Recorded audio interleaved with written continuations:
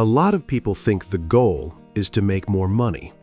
And yes, that helps. But here is the truth. You can make a lot of money and still be broke.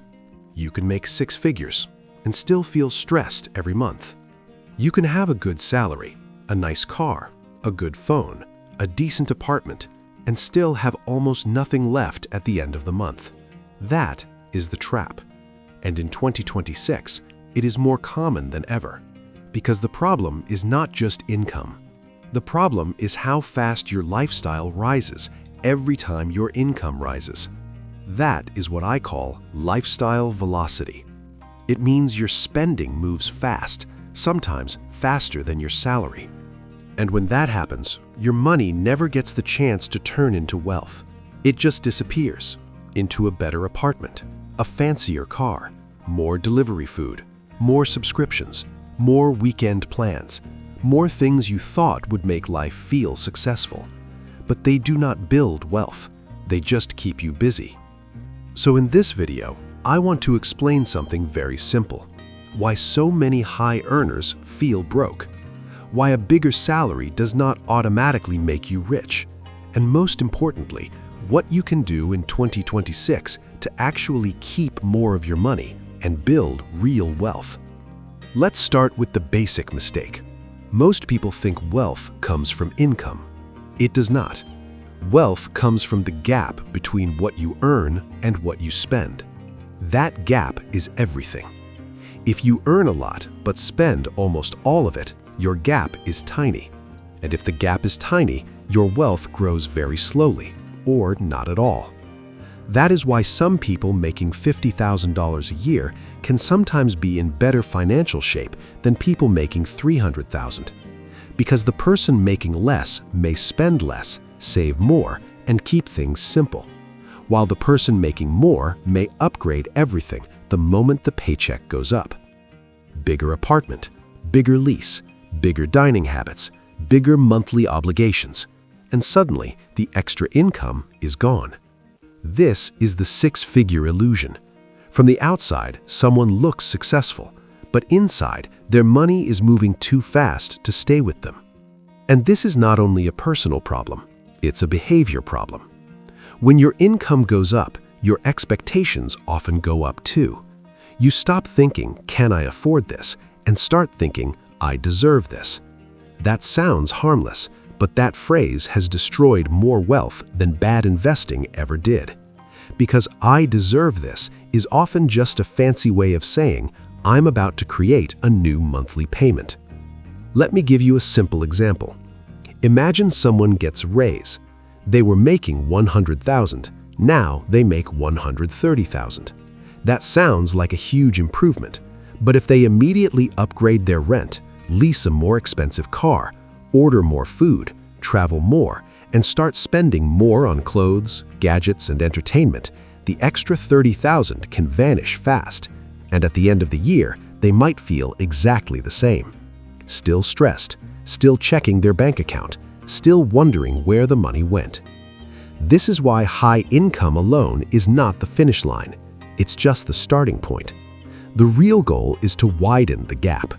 That means keeping your lifestyle below your income growth, not matching it, not chasing it, below it.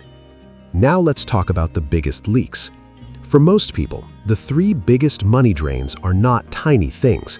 They're big fixed costs: housing, transportation, and lifestyle inflation. Housing is often the biggest one. A lot of people don't realize how much of their income is being eaten by rent or mortgage payments. They move into a nicer place because they got a raise, but then that bigger apartment becomes the reason they can't save. The same thing happens with cars. A car is supposed to help you move. It's not supposed to eat your future. But people stretch themselves for a nice car payment, then add insurance, gas, repairs, and maintenance, and suddenly a vehicle is taking a giant bite out of your monthly cash flow. Then there's lifestyle inflation. This is the sneakiest one. It's not one big purchase, it's 10 small upgrades that slowly become normal. Better coffee every day, more takeout, streaming services, gym memberships, late-night delivery, weekend plans, random shopping, And each one feels small, but together they quietly turn your extra income into extra spending. This is why so many people feel like they're running on a treadmill. More money comes in, more money goes out. Nothing builds. So what do you actually do? Let's keep this simple. In 2026, the answer is not to become obsessed with finance. The answer is to build a system. Here's the first step. Know your number. Not your salary, your real monthly number. How much comes in, how much goes out, and how much is left. Most people don't actually know this. They guess, and guessing is expensive. So take 1 month and write it down. Income, rent, car, food, subscriptions, debt, fun money, everything. Don't try to be perfect, just be honest, because honesty is the start of control. The second step is this: protect your fixed costs. Your big bills matter more than your small ones. If you can reduce a big fixed cost, you create room every month. That is powerful. For example, if your rent is too high, even a small reduction can free up money every month. If your car payment is too high, getting out of that payment can change your whole budget. The same thing happens with insurance, phone plan, or subscriptions are bloated. Cut them. The goal is not to live like a monk. The goal is to stop paying for things that don't improve your life enough. The third step is very important. Pay yourself first. This is one of the simplest wealth habits in the world. Before you spend on extra lifestyle, move money into savings or investing. Don't wait until the end of the month, because the end of the month is where money goes to die. If you wait after all the spending, there will be nothing left. So automate it. Make it happen before you can touch the money. Even a small amount matters. A little saved every month becomes something real over time. And the reason this works is because it forces your lifestyle to fit around your goals, not the other way around.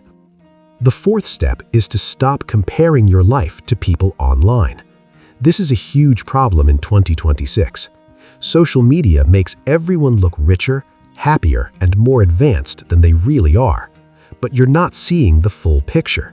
You're seeing the highlight reel. You're seeing the rented car, the filtered dinner, the fake luxury, the debt-funded vacation, the borrowed image.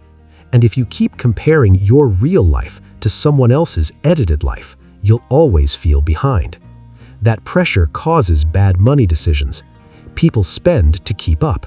They buy things to look successful. They increase their lifestyle because everyone around them is doing the same. But looking rich is not the same as being wealthy. In fact, sometimes it's the opposite. Now let's talk about the solution most people ignore. Build boring wealth. That means simple, steady, repeatable habits. Not gambling, not trying to get rich overnight, not chasing random trends, just building a system that keeps working. Save regularly, invest regularly, spend intentionally, avoid upgrades that don't matter, and keep your financial life simple enough that you can actually follow it.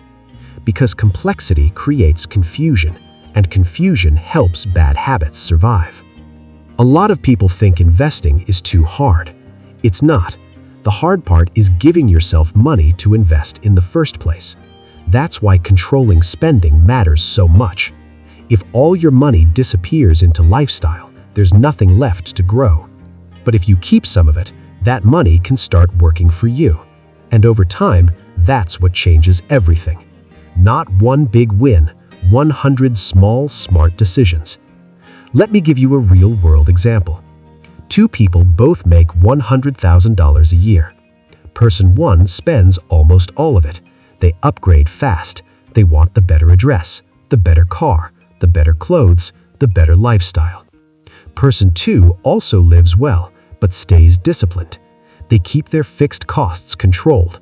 They automate savings. They invest every month. A few years later, person two may have a much stronger financial position, even though the salary was the same. That's the power of behavior. The income was not the difference. The habits were.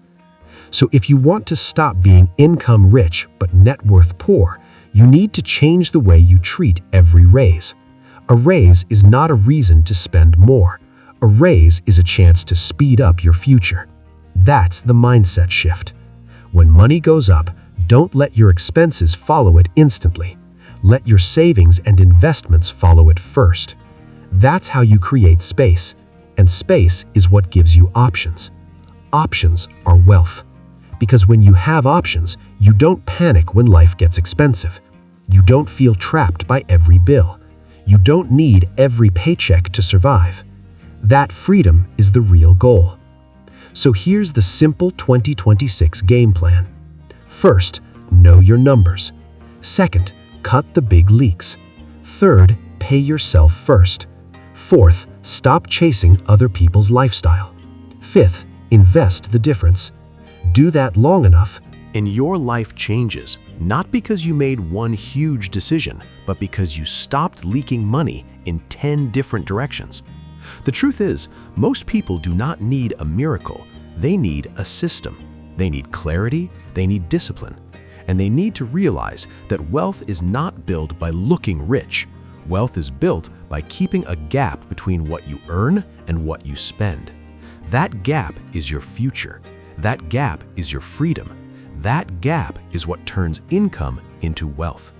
So if you are making good money but still feel broke, do not blame the salary. Look at the lifestyle, because in most cases, the problem is not how much you make, it is how fast your money disappears. And once you slow that down, everything gets easier. If this video helped you see money differently, make sure to subscribe. And in the comments, tell me this: are you more likely to overspend on housing, cars, or lifestyle upgrades? I want to know which one is the biggest trap for people in 2026.